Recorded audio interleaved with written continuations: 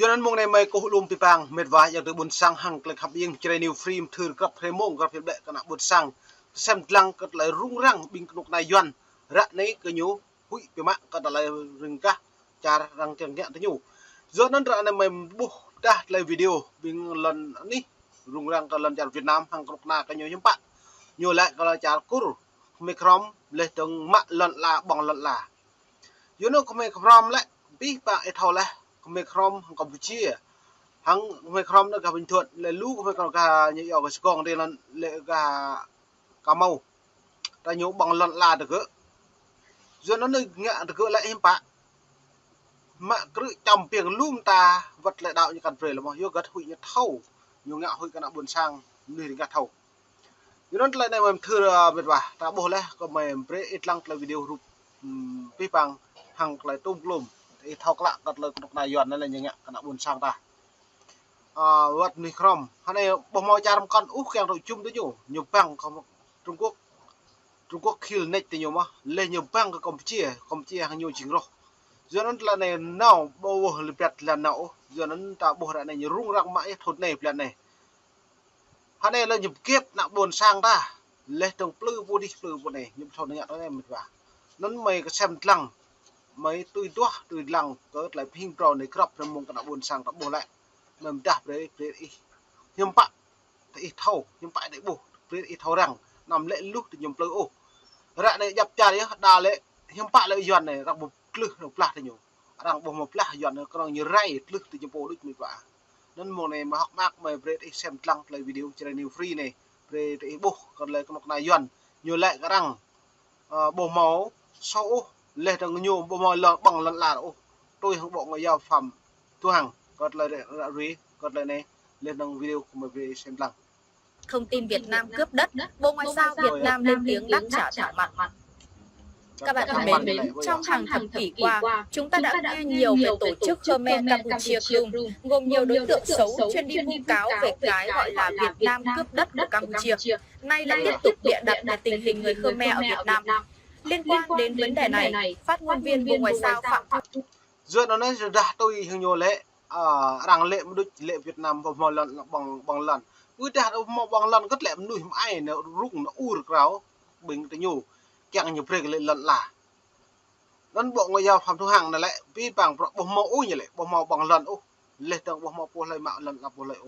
nên hai này không phải crom này nó phạm mì ô rau mà lệ tầng phạm Việt Nam đi ô rau mà lu này còn ô rau còn lần trả đó ở bình rục nà công sản này đối với Campuchia hai này bộ mẫu Campuchia hai này bộ mỡ hẹp nhiều đồng đó lệ từng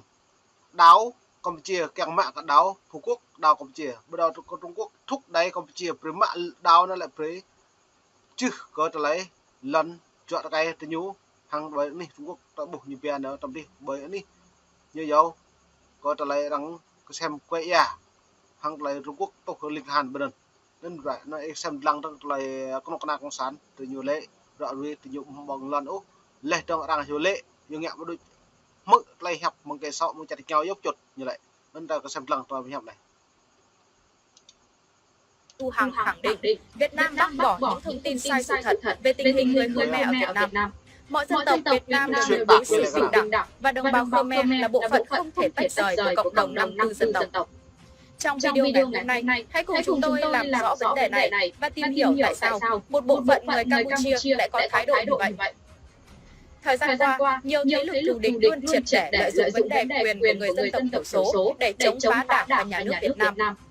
Ngày 31 tháng 8, trả lời câu hỏi của phóng viên đề nghị nêu phản ứng của Việt Nam trước việc tổ chức Khmer Campuchia Krum vu cáo bịa đặt về tình hình người Khmer ở Việt Nam, phát ngôn viên Phạm Thu Hằng đã thẳng thắn bác bỏ những luận điệu sai trái này.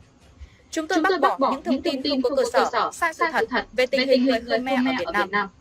Theo phát ngôn viên Phạm Thu Hằng, đồng bào người Khmer là bộ phận không thể tách rời của cộng đồng 54 dân tộc anh em trên đất nước. Theo đó, bây giờ là nhập nhập nhiều lệ không phải không một thứ tách rơi mong này thì nhiều lệ trong hàng lệ tiếp kẹo lệ phiền học mà lạ đôi tạo bút cất lệ này hiếm bạn do cất lệ rằng kẹo ra tiếp nhiều chui thun lên nhưng mà thầu về làng có năng như thầu dây thầu phải thầu lút đôi do nó nhập phun do em nuôi ra này tạo một kẹo tiếp phục người doan giờ nó và hắn này như kẹo có lùm tắm nhá cất rằng lệ là nhiều màu nhiều tập xăm rồi này đứt mông như này để xem lăng lên miền ta này. Có người Khmer vẫn chung sống bình đẳng, hòa hợp, cùng đóng góp cho sự nghiệp xây dựng và bảo vệ Tổ quốc suốt chiều dài lịch sử đất nước. Nhà nước Việt Nam đảm bảo và tạo điều kiện phát triển về mọi mặt nhằm không ngừng nâng cao đời sống vật chất và tinh thần cho đồng bào dân tộc. Giờ nó đồng bào dân tộc Tây Nguyên, đồng bào dân tộc Mekrom, bố mình tạo điều kiện. Con đang nhờ hẹp và được ông nội bà gà nội Việt đấy lại nhập hẹp này lại tạo bộ nhập hà ra. Giờ nó lại là tung lùm tạo bộ rim xe đây nét đầy vòng tạo bộ xe lít mong lên tiếp tầm dần bộ một đêm ảo mà lại bộ công an dần rằng bộ càng này hẹp tầm ra hụi loại giờ rất lại tiếp như ông mò hẻm bộ mò te bộ đó con đang nhật chậm như tiền lần ít tôi lên càng mạ nạ vẽ tôi lên càng trong nạ tình tôi lên càng nhịp như bộ con tâm sao đã như con tâm mà nạ buồn giang như bộ dần như bộ đích vật vả giờ nó lại tiếp ta hàng nhua là tạo bộ càng dần bắc dần nam sao lít càng ở đây càng dày càng buồn sang một nhà đi gà đó sao vật vả giờ nó mà về lăng lời video nhiều hẹp nhiều cái từng đang lệ nhiều bằng lần này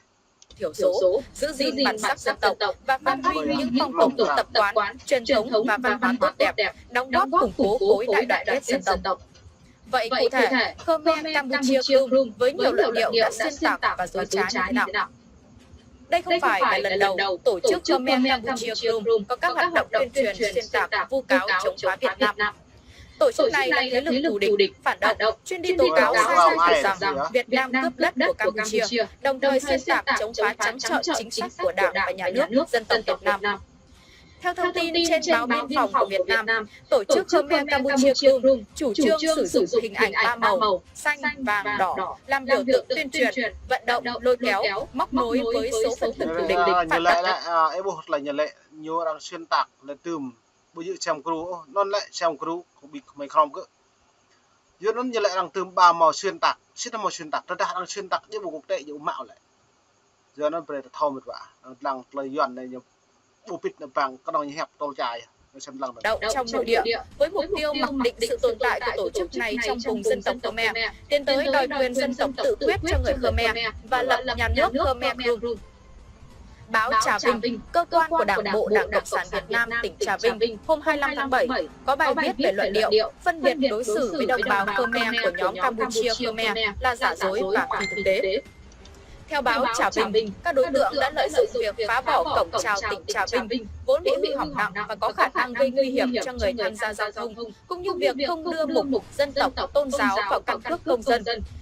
Bịa đặt thông tin chính quyền không cho người dân tổ chức các trò chơi dân gian nhân dịp lễ Chon Tham Mây năm 2023 để đưa ra luận điệu xuyên tạc rằng chính quyền bộ pi phẳng pro nhiều ngã lệ pro nhiều can trở cả đang pro nhiều mạ pro nhiều phong đang lệ pro nhiều kẹo gì đang như lệ đang xuyên tạc bộ một tên ôi như lệ thế bây giờ rồi nó tạo bố ra này là chính buồn sang còn lại tiếp duyên này lấy như chỉnh lại nhập hẹp đã bay như tổ lại hẹp nó lại nhập bắt lệ sang nó buồn sang lệ lạc cái nhập cổ đang dựa mà lại hẹp như này nhá đang bắt cái đi bể đi buồn buồn cung lệ trồng nhiều bộ lệ dân tộc tự quyết này hay này lại đang trả lại đang về quyền con người bình đẳng lệ quyền tự quyết dân tộc bản địa dân cả nó như rung răng ai đó là này nó đặt lại đoạn rồi này nó mà về hội được người Việt Nam xóa bỏ văn hóa người Khmer, muốn thực hiện chính sách đồng hóa dân tộc Khmer. Nhiều đối tượng thù địch còn công khai thách thức chính quyền nhân dân, trở cờ của tổ chức Campuchia Khmer Krum, xuyên tạc lịch sử vùng đất Nam Bộ Việt Nam và hàng năm làm lễ kỷ niệm ngày Khmer mất đất là mùng 4 tháng 6. Thậm chí có người dân tộc Khmer bức xúc về giải quyết tranh chấp đất đai của nhà nước bị các đối tượng lôi kéo, xúi giục, không chấp hành sự giải quyết của chính quyền địa phương, thường có những hành động xuyên tạc, vu khống chính quyền, cướp đất của người Khmer Krum. giờ năm lại này bố lại mấy bà những buồn sang tạo bố lại dọn lại nhiều rung dập này dập quá nó có xem mong plek này chứ cơ lại nhiều vật thầu từng ốp đang dọn này lại đang nắp này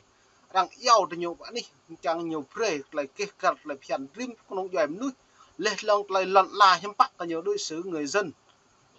như giàu người dân bản địa này nên ta xem lăng lại rung nhiều đập